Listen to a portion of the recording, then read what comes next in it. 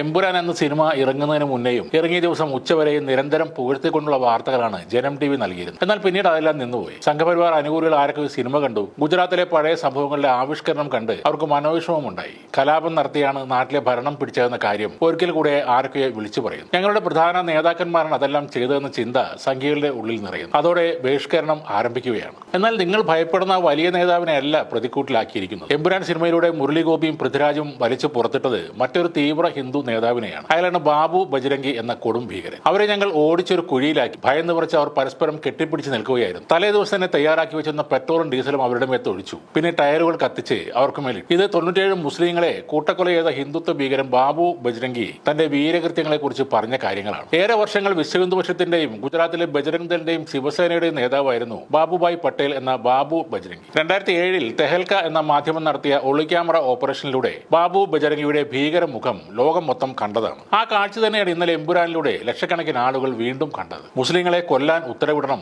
ഉന്നത ജാതിക്കാരും പണക്കാരും കൊല്ലാൻ ഇറങ്ങില്ല. ചേരിനിവാസികളും ദരിദ്രരും ആയ ആളുകൾ കൊല്ലാൻ ഇറങ്ങിക്കൊള്ളും. മുസ്ലിങ്ങളെ കൊന്ന അവരുടെ സമ്പത്തെല്ലാം സ്വന്തമാക്കാമെന്ന് പറഞ്ഞാൽ 3 ദിവസം കൊണ്ട് ഇന്ത്യയിൽ നിന്ന് മുസ്ലിങ്ങൾ തുടച്ചു നീക്കപ്പെടും. ഇതൊക്കെയാണ് ആ ഭീകരൻ അന്ന് പറഞ്ഞത്. താനാണ് നരോദ പാർട്ടിയിൽ ആക്രമണത്തിന് തുടക്കമിട്ടതെന്നും ഗർഭിണിയുടെ വയർ പിളർത്തിയ കുഞ്ഞിനെ പുറത്തിട്ടത് താനാണെന്നും ബാബുഭായ് തുറന്നു പറഞ്ഞിരുന്നു. എന്നാൽ അതിൽ താൻ ഒരിക്കലും ഖേദിക്കുന്നില്ലെന്നും അവസരം ലഭിച്ചാൽ ഇനിയും കൊല്ലുമെന്നും തന്നെയാണ് അന്നും ബാബു പറഞ്ഞത്. ഇതൊക്കെ പെട്ടെന്ന് എങ്ങനെയാണ് പ്ലാൻ ചെയ്തെന്ന തെഹൽക്ക ടീമിന്റെ ചോദ്യത്തിന് ഒറ്റ രാത്രി കൊണ്ടാണ് എല്ലാം ചെയ്തതെന്നും 30ഓളം പേരുടെ ടീമിനെ താൻ അതിനായി സംഘടിപ്പിച്ചെന്നും തോക്കുകൾ ഉള്ള ആളുകളുടെ വീട്ടിൽ പോയി അത് വാങ്ങിയെന്നും വിസമ്മതിച്ചവരെ ഭീഷണിപ്പെടുത്തിയെന്നും അങ്ങനെ 23 തോക്കുകൾ ഒപ്പിച്ചുവെന്നുമാണ് ഇയാൾ പറയുന്നത്. എന്നാൽ ആരെയും വെടിവെച്ച് കൊല്ലേണ്ടി വന്നില്ലെന്നും ഒരു മസ്ജിദിനരികിലെ കുഴിയിൽ വെച്ചാണ് അവരെ തീർത്തതെന്നും അയാൾ പറയുന്നു. അന്ന് തന്നെ ആഭ്യന്തരമന്ത്രിയെയും വിശ്വഹിന്ദു പരിഷത്ത് ജനറൽ സെക്രട്ടറി ജയ്ദീപ് പട്ടേലിനെയും വിളിച്ച് മരിച്ച ആളുകളുടെ എണ്ണവും പറഞ്ഞു. അതോടൊപ്പം ഇനിയെല്ലാം നിങ്ങളുടെ കയ്യിലാണെന്നും പറഞ്ഞുവെന്ന് വളരെ അഭിമാനത്തോടെയാണ് ഇയാൾ വെളിപ്പെടുത്തിയത്. ഇത്രയ്ക്കും മുസ്ലിങ്ങളെ കൊന്ന ശേഷം എന്ത് തോന്നിയെന്ന തെഹൽക്കയുടെ ചോദ്യത്തിന് അത് താൻ നന്നായി ആസ്വദിച്ചുവെന്നും ആഭ്യന്തരമന്ത്രിയെ വിളിച്ച് കാര്യങ്ങൾ പറഞ്ഞ ശേഷം താൻ സുഖമായി കിടന്നുറങ്ങിയെന്നുമാണ് ഇയാൾ പറഞ്ഞത്. ഒരൊറ്റ മുസ്ലിമിന്റെ കട പോലും വെറുതെ വിട്ടില്ല. എല്ലാം ഞങ്ങൾ തീയിട്ട് നശിപ്പിച്ചു. ഞങ്ങൾ വെട്ടിയ ആളുകളെയും തീയിട്ടു.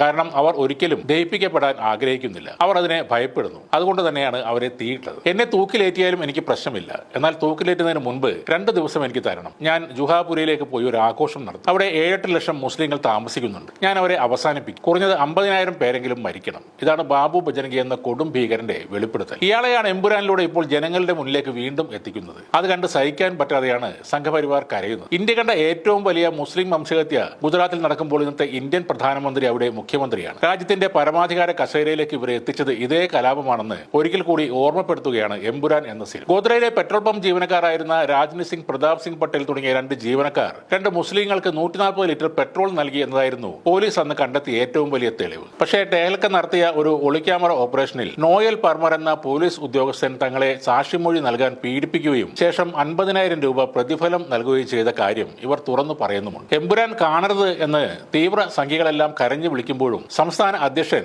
രാജീവ് ചന്ദ്രശേഖർ പറയുന്നത് സിനിമ കാണണം എന്നാണ്. കാരണം ശാഖയിൽ പോയി കാവിയുടുത്ത് പരിശീലനം നേടിയ ആളല്ല അദ്ദേഹം. രാഷ്ട്രീയത്തിൽ വലതുപക്ഷത്തേക്ക് എത്തപ്പെട്ട ആളെന്ന് വേണമെങ്കിൽ പറയാം. ഇപ്പോൾ അദ്ദേഹം രാജിവെക്കണം. കൂടാതെ മോഹൻലാൽ ലഫ്റ്റനന്റ് പദവി ഒഴിയണം എന്നൊക്കെയാണ് കേരള സംഖ്യകളുടെ ആവശ്യങ്ങൾ.